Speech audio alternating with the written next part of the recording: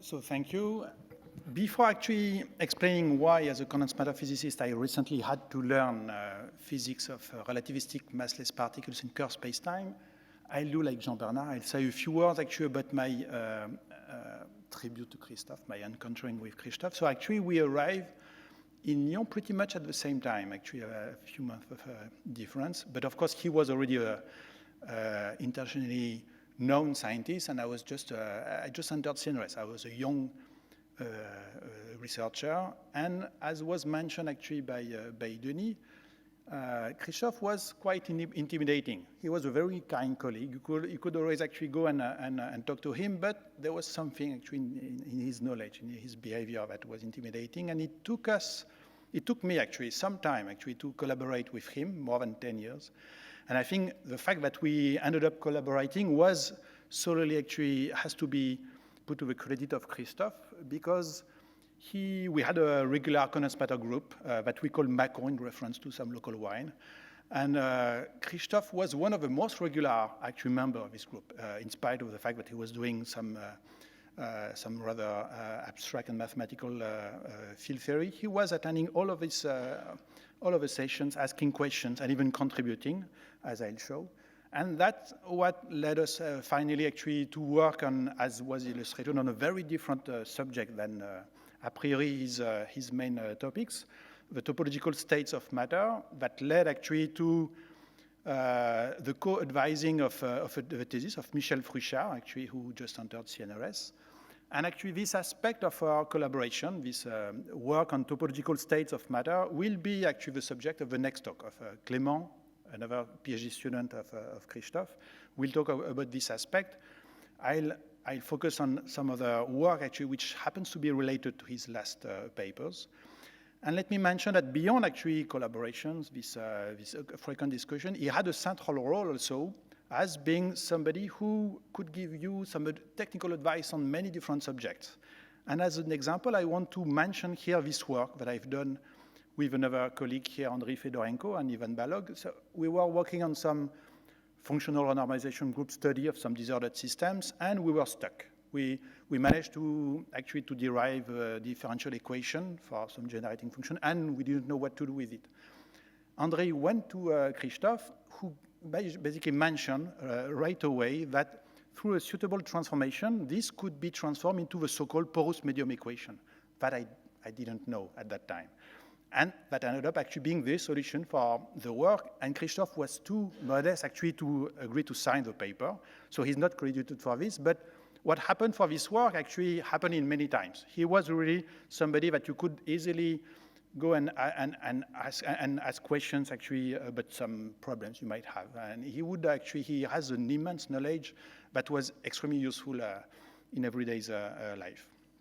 And so that being said, I think if we want to, and I think a positive way actually to summarize this tribute is a recommendation for the youngest members actually in the audience to follow with the path of Christophe, really, to be interested of many subjects, even beyond your domain of expertise, to interact. That's really the essence of our work. And actually that's also something that I didn't really completely follow, as I'll show actually in this talk, because I went actually through the last participation of Christophe at our condensed matter group, and he talked about two different topics that were already mentioned by Denis this morning on out-of-equilibrium quantum system. And at that time, I listened to that was interesting, but I didn't really understand how this could be related to what I was doing, so I didn't pay much attention. And later on, I realized that what I was doing actually was closely related to this last work that Christophe was doing, and I will illustrate that actually in the rest of this talk. And so my talk will be about the encountering why, as a condensed matter physicist, recently working on some thermal transport in quantum wires. So you look at an energy current in a quantum wire.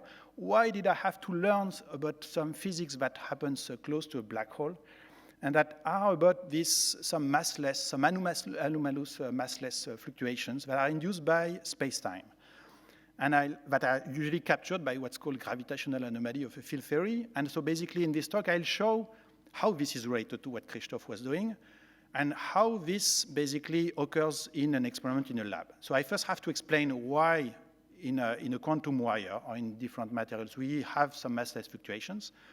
What is this notion of Kerr spacetime, even in a laboratory?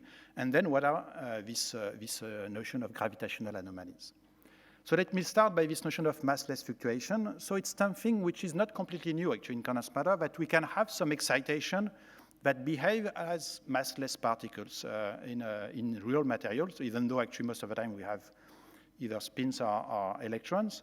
But that are interacting. And in 1+1 dimension, that's actually the focus of what's called the Luttinger liquid theory, which explains that basically in a window of energy, actually the collective excitations in this interacting system behave as relativistic particles. And I won't really enter into the detail of why.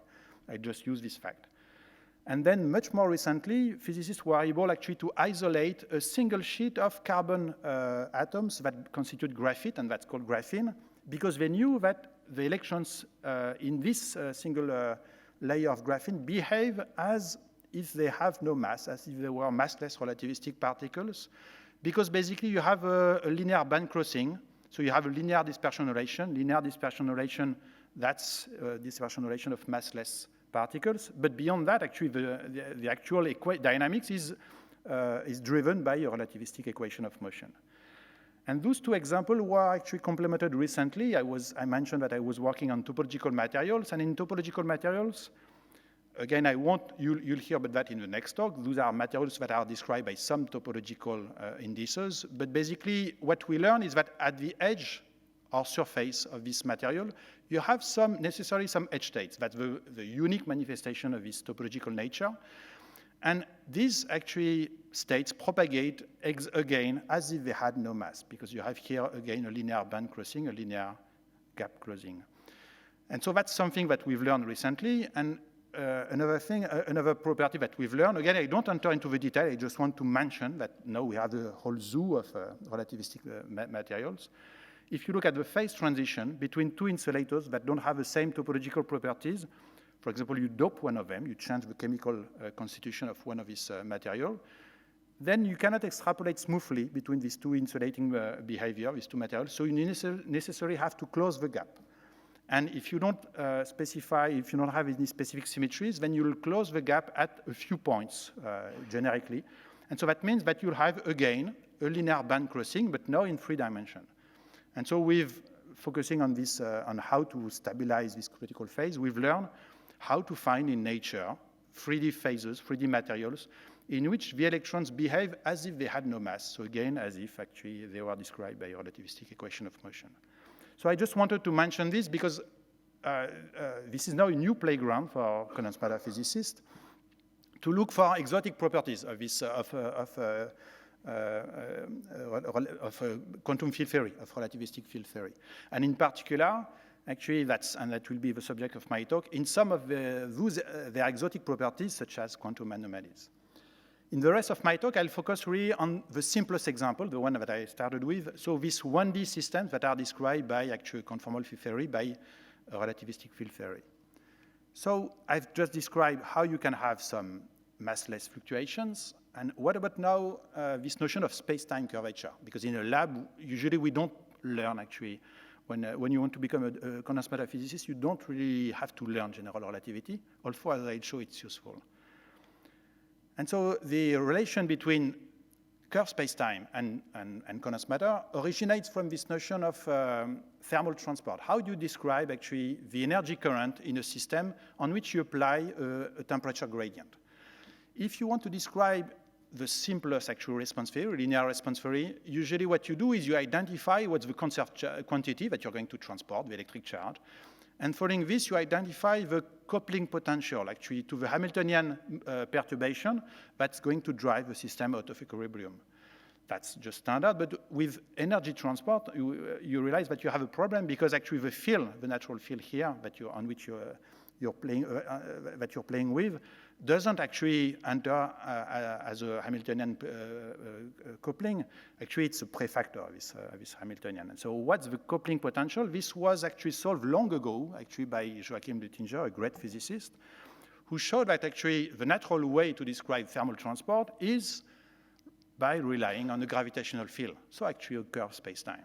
And so what this is actually an excerpt from his article where he explicitly says that actually to describe thermal transport, the natural way is to introduce a gravitational field that will naturally couple actually to the local energy density of your system. And if this gravitational field varies in space, it will induce actually a current of energy, which is exactly what you're after. Actually, that's what I summarize with my notation. You want to describe here these thermal conductance, but instead of coupling actually, of using a gradient of T as a coupling, you use actually a gravitational potential whose evolution in space behavior is exactly given by the gradient of temperature divided by the average temperature. And so that's basically what condensed matter theorists do routinely without much thinking about it, actually.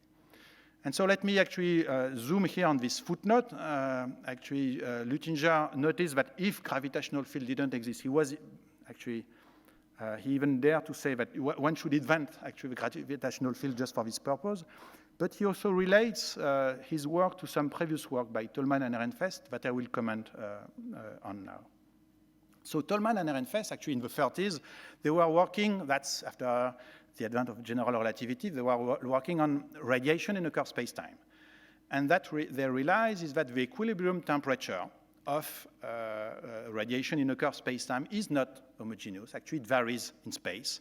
And that's quite natural because in a curved space-time, you modify measure of space and of energy. But actually here they did it in a quantitative way. And basically what they say, and I'm going to focus again on 1 + 1 dimension, if I have here this metric with here this coefficient of a metric tensor, then the equilibrium temperature will vary as 1 over here this coefficient, 1 over the square root of this coefficient of the metric times here a reference temperature. And so I'm now going to show how to derive this and how to use it in condensed matter. Because now we can relate actually the point of view of Joachim Luttinger to that actually of Tolman and Ehrenfest. If you consider an equilibrium system, curved space-time plus an homogeneous temperature, you can view it at the superposition, and I'll make that actually more precise in the following, of two situations: a flat space-time, lab space-time, in which you apply an inhomogeneous temperature, and a curved space-time on which you have a constant temperature. Both actually are out of equilibrium because of this work of Tolman and Ehrenfest. And so that means you give rise in both cases to an energy current. But because actually the sum of both can be considered as an equilibrium situation, that means that these two currents should be exactly opposite to each other. And one is much easier to describe, that actually of a curved space-time in an homogeneous temperature, because that enters actually the Hamiltonian density. So that's one way to view, to reinterpret this Luttinger work, is to say that it's equivalent really to play with inhomogeneous temperature over curved space-time. And that's an idea that I will push forward in the rest of this work. And so we can now understand how basically we can, for any inhomogeneous temperature, cook up a metric that accounts for equivalently for this variation of temperature. And that's this Luttinger metric here, which is diagonal with just one coefficient that depends on the gravitational potential phi, which satisfies this relation. That's what is written here. And from this, you can deduce actually that exactly the relation actually proposed by Luttinger, that the gradient of the gravitational potential is related to the gradient of the temperature. And let me now actually derive this result by Tolman and Ehrenfest. And the first thing I need to decide is how do I define in an homogeneous space the local equilibrium temperature? And I'm going to do so by resorting to the famous Boltzmann Law. So in 1979, Stefan realized actually that the black body radiation behaves experimentally like the power 4 of the temperature. And a few years later, Boltzmann derived it in a very elegant way by resorting to simple thermodynamic relations, these two, and from which you get this relation between density of energy and pressure. And assuming that, or showing that the density of energy is proportional to the pressure, and the proportionality factor is the dimension of space, and we'll show actually that this is related to conformal symmetry, then you can just solve this equation. You get exactly the Stefan law, and in 1D, which will be the focus of my talk, in 1 + 1 dimension, you get that the energy density behaves like the temperature square times a prefactor, which depends only on the velocity of your particles. So that means that now if I calculate my density of energy, I get the local temperature of my system. I can generalize, actually, and that's, I haven't done that. That was done long ago by, actually, people, actually, even in the audience, who generalize this to interacting. What I just said was for non-interacting particles. For interacting particles, pretty much the same Boltzmann Law applies, except that there's a new prefactor here, which is called the central charge. And basically, you have now collective excitation. They carry a fraction, actually, of the energy of independent particles, and this fraction is actually a characteristic of the nature of these particles, or equivalently of a conformal field theory describing these particles, and that's this central charge. But I decompose here into the sum of left and right movers, because I know that in a one-dimensional system, if I don't have any backscattering, so a Carroll system, I have movers that move either in one direction or the other one. So I can decompose my thermodynamics into that of the right movers or left movers, even interacting particles. And so that means I have two charges per carriers, which in general actually are equal, but there are cases, such as the edge of this topological field theory, topological states of matter that I was describing, where I only have one kind of carriers. They all move in the same direction. So I have to generalize, actually, this theory to the case where I have different charges for the left and right movers. And that I will use in the following. And I can do even better. Now that I have a local density of states, I know that these carriers move at a constant speed in each direction.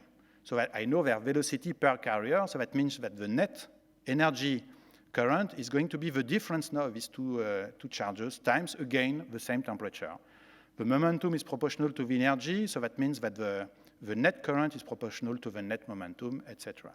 And so all this, you can collect them actually into a very convenient object, central object in 1+1 dimensional field theories, which is a stress energy tensor, which basically summarizes what I've just said, that all these quantities are proportional to each other, up to some proportionality factor that are characteristic of a model.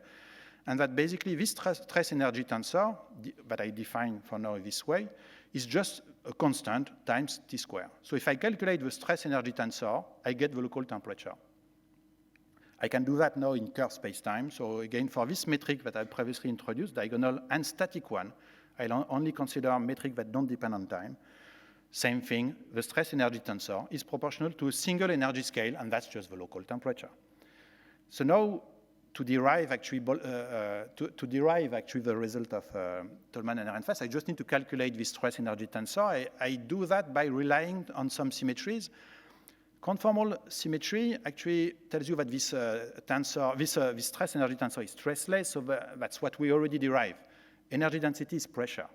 Lorentz invariance tells you that momentum and current density of energy are proportional, and diffeomorphism invariance tells you that I have a conservation of energy. Okay. Solving actually for this equation for a static stress energy tensor, I get right away actually the Tolman-Ehrenfest temperature, meaning exactly what I announced, that this temperature is a reference temperature divided by the square root of the first component of the metric. Okay, so basically what you need to define a local temperature are this stress energy tensor derived from these symmetries. And now I'll focus on cases where these symmetries actually are anomalous. I'll discuss, and that's actually a rather uncomfortable moment because I know that most of the audience is much more familiar with this notion of gravitational anomaly than I am. But actually for the few actually who are not, I'll still explain actually what's an anomaly and what's a gravitational anomaly.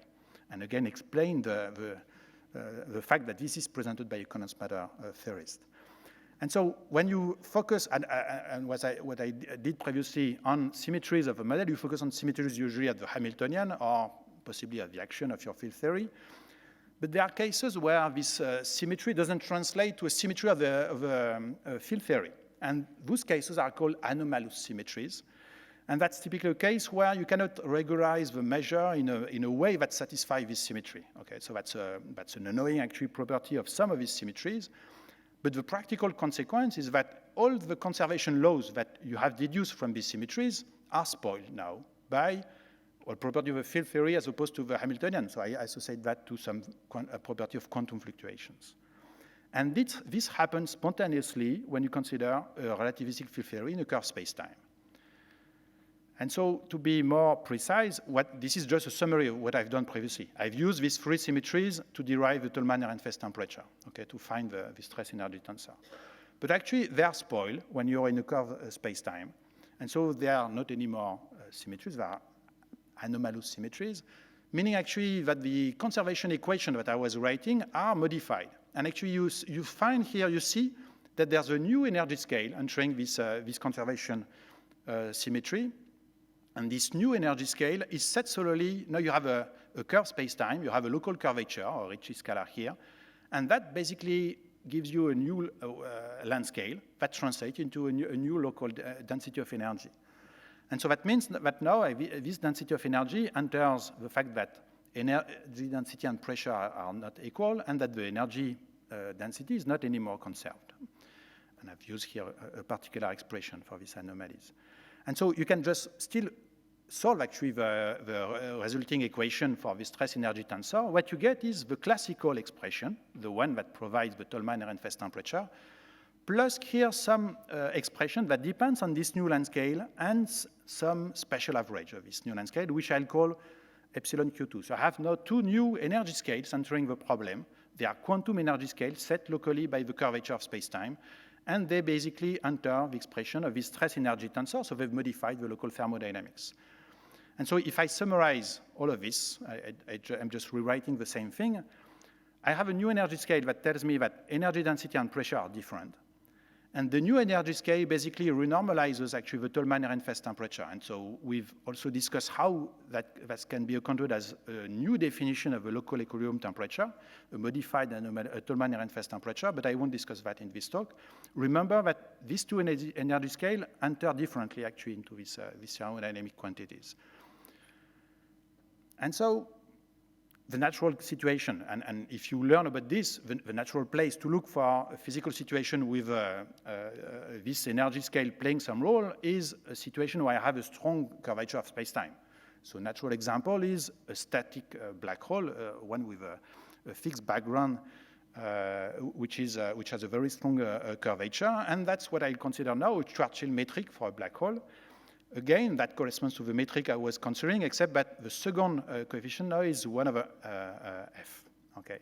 And I can generalize actually this choice of metric to any metric that's asymptotically flat and that vanishes at the horizon with here a slope that basically sets the local surface gravity of my black hole. And so now I can just plug this metric into the expression I just derived and look at what's the modified energy density. And you realize actually that the classical temperature, Tolman-Ehrenfest temperature, it scales like 1 over f, this coefficient f. But because this coefficient f vanishes at the horizon, necessarily your classical temperature diverges, okay? Which is not really physical. But you realize actually that this divergence can be exactly counterbalanced by one of these two energy scales, actually the second one. If you express it for this metric, you get that actually this second energy scales like, also like 1 over f. So both actually quantities entering this density of energy diverges with the same power as a function of distance to the horizon. So you can find a condition for these two divergences to exactly counterbalance, to cancel each other, leading to a finite energy density close to the black hole. And so if you do so you basically imply this coefficient to be related to this one, which sets the surface gravity. What you get is that the asymptotic temperature, that's the one here I've chosen the reference temperature as the asymptotic one, because that's where F is 1.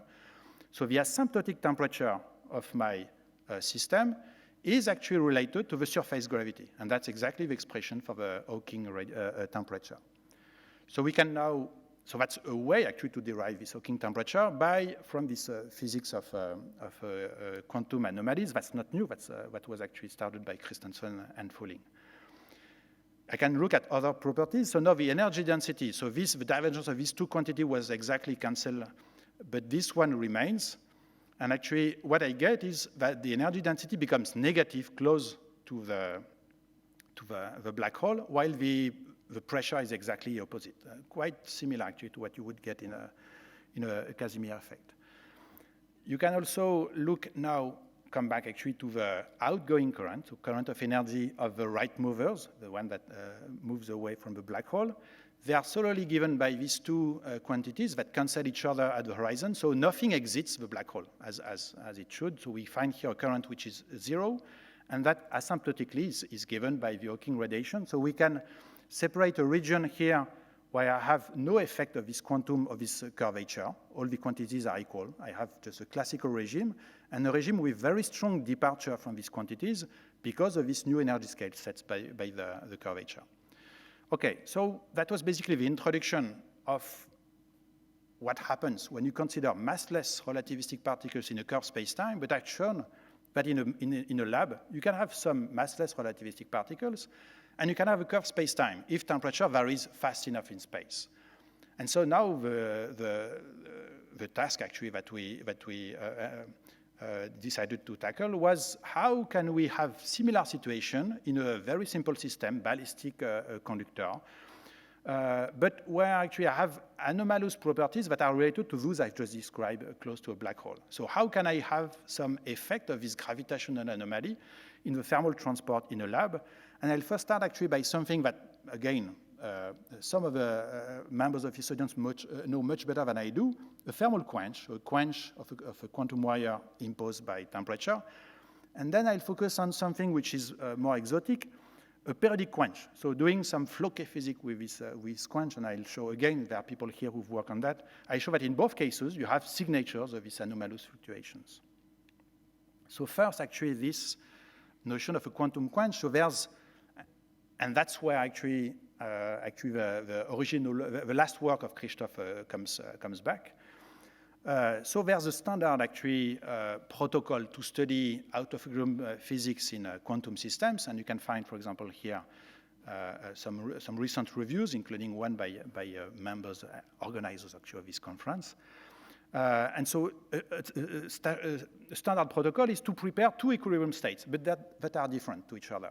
And then you put in contact actually the two systems. So at time t negative, in our case, we want to look at thermal transport. So I'll prepare one of them in a cold temperature, one of them in a hot temperature, equilibrium states, and then you contact them. Okay, and then you look at what happens. So you have some heat flows, etc. This was initially studied numerically and recently in conformal field theory. And I won't study this actually. I'll follow recent work, including that of Christoph, by considering a smoother protocol where I consider initially two systems that are basically at two different temperatures, but they are maintained actually initially at a smooth local temperature. So I consider a temperature that extrapolates smoothly between the right and left temperature. And so that's an out-of-equilibrium system that I maintain at time t negative, and then I let it go. I just look at the evolution at positive times. Okay, so this is very similar to this partitioning protocol, but it's a smoother one that was recently studied, initiated by Joel Leibowitz and coworkers, and that's exactly following this work that Christoph arrived and generalized this result by using conformal field theory in a very nice way.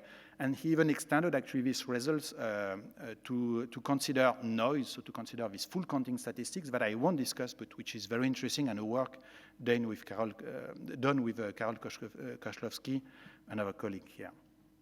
So let me focus on this system, but now I want to view it as from another perspective. I have an inhomogeneous temperature in a system, and I know that I can replace this inhomogeneous temperature by just a metric, so a curved spacetime. So I have a flat spacetime, inhomogeneous temperature. I replace it by a system at constant, typically the average temperature, and in a curved spacetime. And I'm just going to calculate actually the stress energy tensor that's fully equivalent actually to this conformal field theory techniques. And so for us, basically, we've already done this. I've just shown actually the result. I just have to calculate here the two energy scale for this metric, for this Luttinger metric, okay, corresponding to this change of temperature. And so I know that I just have to focus on two energy scales, actually the two quantum energy scales that I've introduced that modify the classical relation of this physics, because I'm after this anomalous fluctuation, I'm after this manifestation of gravitational anomaly. And so when the metric is translated in terms of temperature, you get these two expressions for these two energy scales. You can phrase them basically as a ratio between length scales. You have a length scale associated with the gradient of temperature, a length scale associated with the second derivative, and basically you compare, in evaluating the importance here of these quantum fluctuations, you compare these two length scales with the thermal wavelength of your system. And so classical limit corresponds to the case where you're just dominated by classical thermal wavelength, which is the shortest wavelength. Nothing happens. Energy density, pressure, energy current, etc., are all set by just the imposed temperature. The T here is the temperature that you impose on your system. But once actually one of these length scale, and usually the smallest one is the one associated with the gradient, becomes smaller, then you see actually this behavior. So you have here an imposed temperature that is smooth. You would expect the density of energy to follow actually this density of energy, this temperature, but you see this in non-monotonous actual behavior of energy density.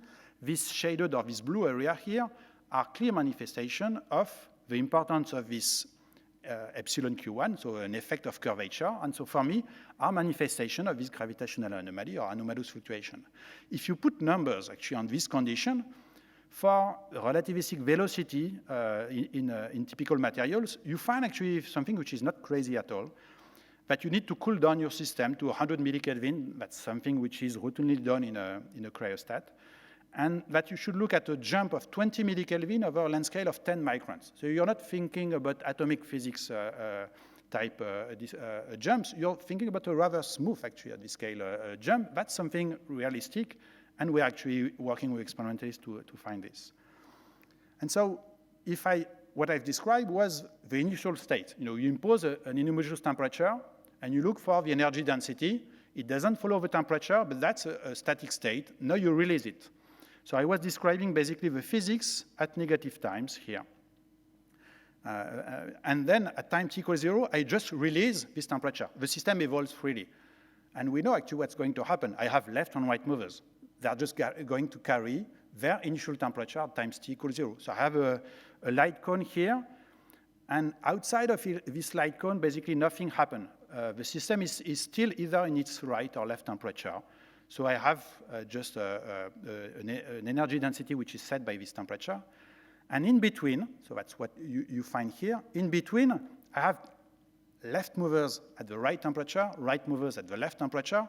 So it's not a situation where I have a local temperature, but I can still look at the energy density, which is somewhere in between. What's interesting is that here I have some fluctuations here. And these fluctuations are the remaining signs of what I attributed to this new length scale, to these quantum fluctuations. So that would be the signature, experimental signature of these anomalous fluctuations. And if you translate that for current, that's just the same. Here, no current because the system is in its initial steady state. And here I have a current of energy, because left and right movers don't have the same temperature. So that's a net current. And that agrees fully with initial numerics and the recent work of Christoph and others. And I should have interacted earlier, actually, with Christoph on this. Now, let me switch in the remaining time of my talk to the other, possibly more exotic aspect of this, which amounts to apply periodically, actually, these quenches. And that's a recent trend that was originated actually from people doing conformal field theory out of equilibrium, and they look at what's called a Floquet conformal field theory. I know actually that the next speaker already contributed to this. Initially, they were thinking in terms of modulation of the coupling, so inhomogeneous coupling around a ring that you modulate in time, and that would correspond to some Floquet physics. But here we know that any modulation of this velocity can be accounted for by a modulation of temperature, which is much easier to implement experimentally. So what we're going to consider is a periodic heating of a Fermi system, exactly along the lines of what I've said, You apply for some time T1, a temperature profile on your ring. You release it, and then you apply the same temperature profile, you release it, etc. So that's a periodic in time system with a period T, and if you take this period to be comparable with the time it takes for the particle to move along the ring. I'm considering here a ring. So I have to, it's like almost periodic beating of my particles. I need to choose here this period to be comparable with the time of flight of my particles along the phase. Surprisingly, what you find is that the total energy of your system increases. So you're heating, by this system, you're heating your system, your particles. And there's more, and so actually this is just a way to rederive results, recent results, but by this formalism of Kerr spacetime. So what you find actually is that here actually the energy density, which initially you choose as unhomogeneous, starts to display inhomogeneities and to focus, actually focalize here on some trajectories that move along the ring. So I have some trajectories along which the energy density focuses. So that's why I display here. If you look closer, in between actually these trajectories, you find regions where the energy density becomes negative. Exactly like in the situation I was mentioning previously, those behave like, for this metric, pretty much like analog of black holes, so concentrating the energy. And you have some vicinity of these black holes that look like region that I was describing previously, where I have some strong anomalous fluctuation. And indeed, you can check that, actually. That's what we did. So these anomalous fluctuations are not responsible for this heating, but they are definitely actually contributing seriously. So if you forget about them, if you neglect this anomalous fluctuation, you get actually the wrong energy rate for this system. So that's just one way to rederive actually this, the physics. But again, another system where this anomalous fluctuation plays some role. And so I'm almost out of time. Let me basically, instead of concluding, so basically I've explained why actually in a condensed matter experiment on simple thermal transport in a lab, you can have some physics anomalous or are related to that actually of massless particles in a Kerr spacetime. And now we are looking for what about the perspective. So this was just a theoretical work, but we're already working with two experimental groups to find signatures of these fluctuations. One in a 3D system when you apply a very strong magnetic field, because magnetic field basically freezes the dynamics transverse to it. You have effectively one-dimensional dynamics, and you start with a material which is already relativistic. And another one with another experimental group in Dresden, where they can locally heat up with a laser some quantum wires and look at the thermal transport of this system. But beyond this, actually, that would just be application of what I've said. Now we can consider more general metric. I've considered a metric which was static, that was just depending on time. You can, another very simple metric is that depends only on time and not on space. So that would allow us to consider another type of condensed matter system or lab system in which people think that there's an analog physics of black holes, and that's Bose-Einstein condensate, where you accelerate actually part of the condensate with the other one. And we are working on what would be the manifestation in these systems actually of these quantum fluctuations, and we're already in contact with people working on this. And of course, we want to extend this to beyond 1D. And so let me conclude by thanking actually my collaborators, Baptiste Bermond, a brilliant student actually who's in the audience and who was in charge of most of the technical part of this work. When you don't know very much actually general relativity, just actually hire a student that knows it. And then basically two other collaborators, Maxime, who's really an expert of these anomalies, again, a serious member from Tours, and Adolfo Gruchin, a colleague from Grenoble. And with this, I'll thank you for your attention.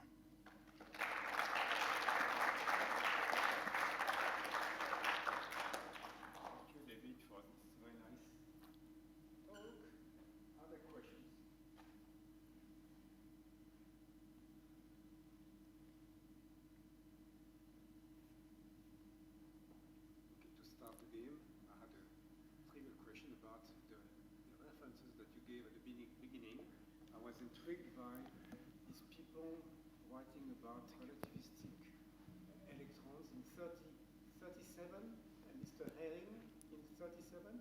Oh. Which context was he talking? So Herring, absolutely, and that's something that people forgot recently. That was there, and so he was already at that time. So in that context, that's when people were still learning actually about the band theory in crystals. So they were really focusing on, and many things actually were forgotten and then rediscovered recently.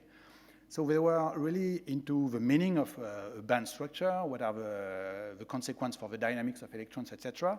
And this, Mr. Herring, I think it was his PhD thesis, focused on what at that time was called accidental degeneracies. So what happens when you have two energy bands that actually touch each other, so cross. And so what would be the consequence for physics of this band crossing? That was called actually consequence of accidental band degeneracies.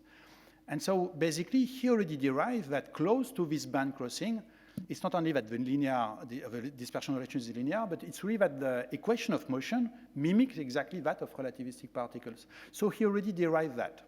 And then that was completely forgotten. Nobody really looked for these relativistic materials in the catalog of chemical compounds until recently. There was a revival actually of this study, following actually the use of topology. Because we can now associate, because this is a critical phase between two topological insulators, so you can also characterize it by some topological indices. And so people started actually looking at what are the topological properties of this band crossing and what type of crystalline symmetries enforce this band crossing. And that was a revival of the exploration actually of materials by looking for these band crossings. But that's not a new subject, actually. It was completely forgotten and revised in view of the use of this topology of fiber bundles. Yes. Quick question about the Floquet part. Yeah. So conformal field theory describes low energy excitations on the system. So should I be worried at some point about heating that in a real life system? Oh, yes. Yeah. No, that's excellent. You should be aware about many things that I've put under the carpet, actually. Yeah, you're right. You're not going to heat up indefinitely your system. If I look here at the density of energies, if I understand correctly, your question is that here, my energy density could very well actually move beyond the energy range where I have a conformal field theory with a fixed central charge. Absolutely. And then there, what will happen actually, you will still heat up your system, but you will transfer actually this energy carried by this the excitation of your field theory. Then actually, they will transmit this energy to typically phonons or to other electrons. Okay, so you will still heat up your system. Now the question is, what if they start interacting with this other bath? You cannot neglect it anymore. It might actually hit you bad, and then maybe it depends on the system. You might not be able to neglect any more backscattering, which is a very dangerous coupling that I've assumed was absent. Okay, so that means you will definitely have some heating, that's for sure, and that's what people were after, is this whole physics of Floquet states and how do you feel actually the quasi-energy of these Floquet states. Here, that's a way where you actually heat up your system, which is not common. You will still continue to heat it, but actually you won't be able to describe it using a conformal field theory.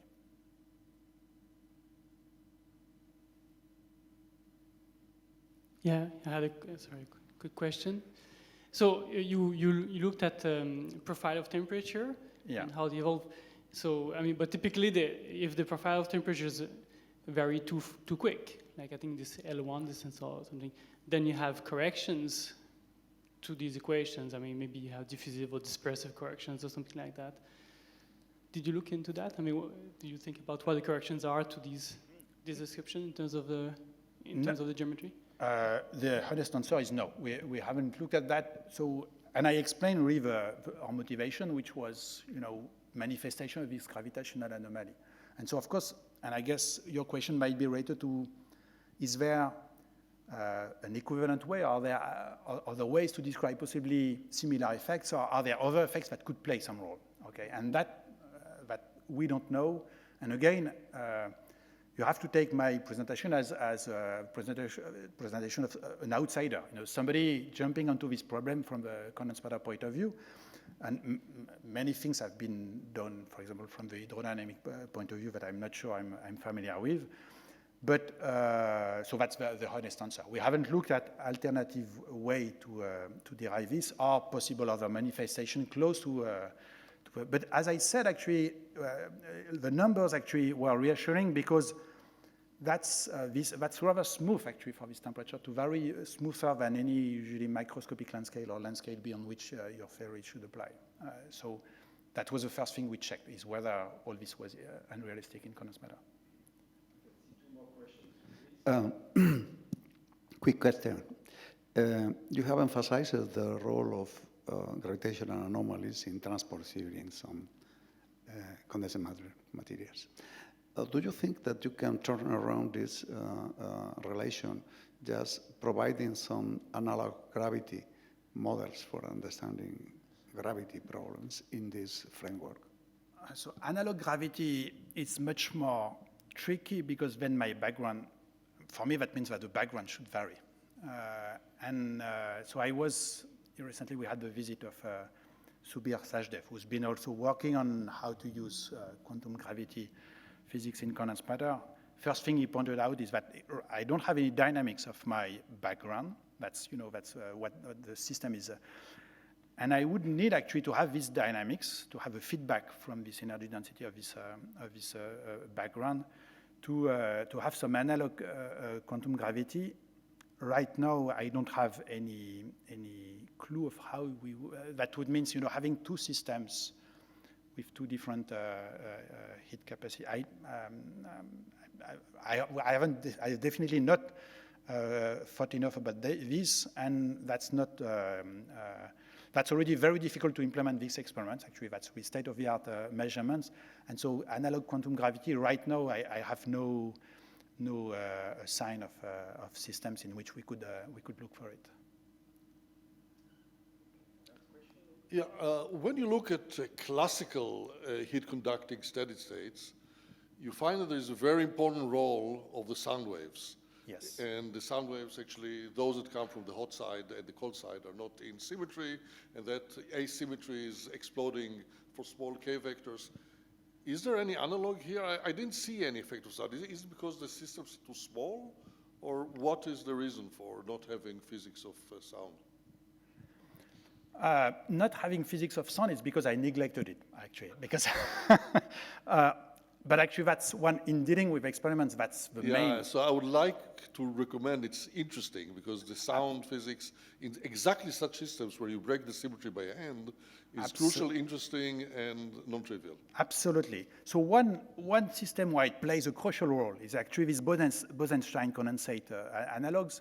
Basically, the idea there is so you have a quantum microscopic state, and you accelerate it in such a way that at a position, the velocity of this condensate reaches actually the sound velocity. And beyond this sound velocity, you have actually analog of a horizon you cannot get back. Okay, so that's one way to have exactly the appearance of similar effects as the one you mentioned. For us, it requires, so that is, I think I've already handled this. That means we have to look for a metric that depends on space.